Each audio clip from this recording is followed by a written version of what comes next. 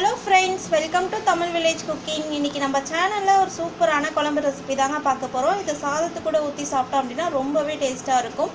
அது மட்டும் இல்லாம குழந்தைங்கள்ல இருந்து எல்லாரும் ரொம்பவே விரும்பி சாப்பிடுவாங்கங்க. வாங்க நம்ம வீடியோக்குள்ள போய் சுவையான வெண்டைக்காய் புளிக்குழம்பு எப்படி செய்யறதுங்கறத பார்க்கலாம். வெண்டைக்காய் புளிக்குழம்பு செய்ய தேவையான பொருட்கள் இன்னைக்கு நான் வந்துட்டு 150 கிராம் வெண்டைக்காய் எடுத்துர்க்கேங்க. அதை இந்த மாதிரி கொஞ்சம் பெரிய சைஸ்ல கட் பண்ணி வச்சிருக்கேன். இதுக்கு மசாலா அரைக்கிறதுக்கு 150 கிராம் சின்ன வெங்காயம், இந்த பெரிய வெள்ளை பூண்டு பல் 2 பல் எடுத்துருக்கேங்க. தாளிக்கிறதுக்கு ஒரு 15 சின்ன வெங்காயம் எடுத்துருக்கேன். கருவேப்பிலை, ஒரு கனிஞ்ச தக்காளி கட் பண்ணி வச்சுருக்கேன். தேங்காய் துருவல் சின்ன கப்பில் 1 கப் அளவுக்கு, கடுகு உளுந்தம் பருப்பு 1 டீஸ்பூன், வெந்தயம் 1 டீஸ்பூன், வரமிளகாய் தூள் 1 டேபிள் ஸ்பூன், குழம்பு மிளகாய் தூள் 1 டேபிள் ஸ்பூன், மல்லித்தூள் 1 டேபிள் ஸ்பூன், சின்ன எலுமிச்சம்பழம் சைஸ் அளவுக்கு புளி எடுத்து கரைச்சி புளிக்கரைசல் எடுத்து வச்சுருக்கேங்க. தேவையான அளவு உப்பு, பெருங்காயத்தூள், ஆயில் தேவையான அளவு, மஞ்சள் தூள் 1/2 டீஸ்பூன். அவ்வளோதாங்க வெண்டைக்காய் புளிக்குழம்பு செய்ய தேவையான பொருட்கள். இப்போ வெண்டைக்காய் புளிக்குழம்புக்கு ஃபஸ்ட்டு காயை இந்த மாதிரி எண்ணெயில் வதக்கணுங்க. அது கடாய் வச்சு 1 டேபிள் ஸ்பூன் ஆயில் ஆட் பண்ணியிருக்கேன்.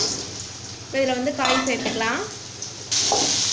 இந்த மாதிரி வெண்டைக்காய் நல்லா எண்ணெயில் வதக்கிக்கலாங்க. இந்த மாதிரி எண்ணெயில் வதக்கி நம்ம செஞ்சோம் அப்படின்னா குழம்பு ரொம்பவே டேஸ்ட்டாக இருக்கும்.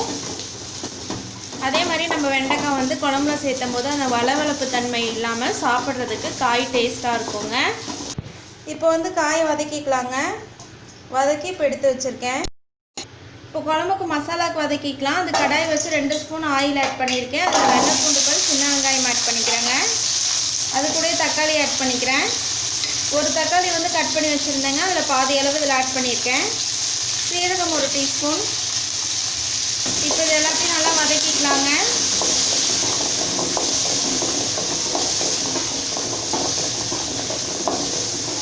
நல்லா இந்த மாதிரி வதக்கிக்கலாம். இப்போ இதில் மஞ்சத்தூள் ஆட் பண்ணிக்கலாங்க. மஞ்சத்தூள் ஆட் பண்ணிவிட்டு நல்லா இந்த மாதிரி வதக்கிக்கலாம். இப்போ இதில் தேங்காய் துருவல் ஆட் பண்ணிக்கலாங்க. இப்போ இது எல்லாமே சேர்த்துட்டு நல்லா இந்த மாதிரி வதக்கிக்கலாம். தேங்காய் துருவல் ஆட் பண்ணும்போது ஸ்டவ்வை லோ ஃப்ளேமில் வச்சுக்கோங்க. வச்சுட்டு இந்த மாதிரி நல்லா இந்த மாதிரி வதக்கிக்கலாங்க. இப்போ இதில் மசாலா ஆட் பண்ணிக்கலாம். வரமிளகாய் தூள், குழம்பு மிளகாய் தூள், மல்லித்தூள் 3 ஆட் பண்ணிக்கிறேங்க. மசாலா ஆட் பண்ணிவிட்டு ஒரு டைம் நல்லா இந்த மாதிரி கிளறி விட்டுருலாங்க.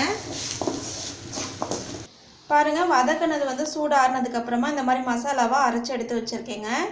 இப்போ கடாய் வச்சு 2 ஸ்பூன் அளவுக்கு ஆயில் ஆட் பண்ணிக்கிறேங்க. இப்போ இதில் கடுகு உளுந்தம்பருப்பு வெந்தயம் 3 ஆட் பண்ணிக்கலாங்க.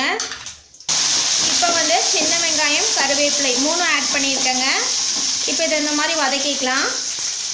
இப்போ இதில் தக்காளி ஆட் பண்ணிக்கலாங்க. நான் ஒரு தக்காளி கட் பண்ணி வச்சுருந்தேன். பெரிய தக்காளி இருந்ததுனால ஒரு தக்காளி கட் பண்ணி வச்சுருந்தேன். அதில் 1/4 பங்கு அளவுக்கு நான் மசாலா அரைக்கிறதுக்கு போட்டேங்க. மீதி இருக்கக்கூடிய தக்காளி இதில் சேர்த்துருக்கேன். தக்காளி சேர்த்து இந்த மாதிரி வதக்கிக்கலாங்க. இப்போ இதில் புளிக்கரைசல் சேர்த்துக்கலாங்க.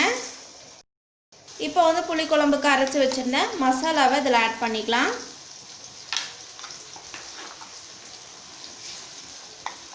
இப்போ புளிக்குழம்புக்கு தேவையான அளவு உப்பு ஆட் பண்ணிக்கலாங்க. உப்பு ஆட் பண்ணிவிட்டு எல்லாத்தையும் சேர்த்துட்டு நல்லா இந்த மாதிரி கிளறி விட்டுறலாம்.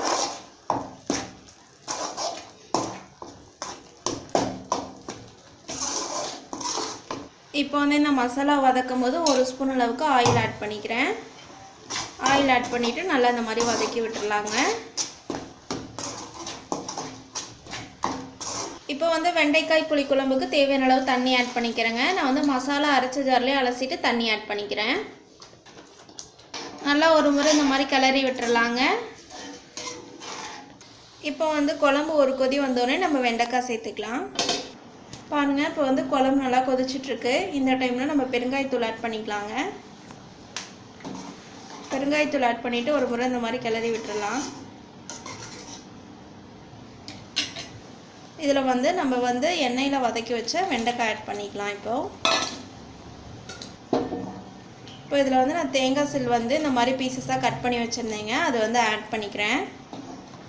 குழம்புல தேங்காய் போட்டோம் அப்படின்னா சாதத்துக்கு கூட வச்சு சாப்பிடும்போது டேஸ்ட் ரொம்ப நல்லாயிருக்கும். அதனால தான். இப்போ வெண்டைக்காய் புளிக்குழம்பு காய் நல்லா வெந்து 2 கொதி வரட்டுங்க. பாருங்கள், வெண்டைக்காய் புளிக்குழம்பு வந்து நல்லா காய் வெந்து குழம்பு நல்லா கொதிச்சு வந்துடுச்சுங்க. மனமே பார்த்திங்கன்னா செமையாக இருக்குது. சாதத்துக்குள்ளே ஊற்றி சாப்பிடும்போது டேஸ்ட்டு சூப்பராக இருக்குங்க. இந்த புளிக்குழம்பு ரெசிபியை உங்கள் வீட்டு கிச்சன்லேயும் மறக்காமல் ட்ரை பண்ணி பாருங்கள். ட்ரை பண்ணி பார்த்துட்டு பிடிச்சிருந்துச்சுன்னா எங்கள் தமிழ் வில்லேஜ் குக்கிங் சேனலை லைக் பண்ணுங்கள், கமெண்ட் பண்ணுங்கள், சப்ஸ்கிரைப் பண்ணுங்கள். அப்படியே கூட இருக்கக்கூடிய பெல் ஐக்கானையும் ப்ரெஸ் பண்ணிடுங்க. அப்போ தான் நாங்கள் போடுற வீடியோஸ் உங்களுக்கு உடனுக்குடனே வந்து சேரும். இந்த வீடியோ உங்களுக்கு பிடிச்சிருந்தா ஷேர் பண்ணுங்கள். தேங்க்யூ.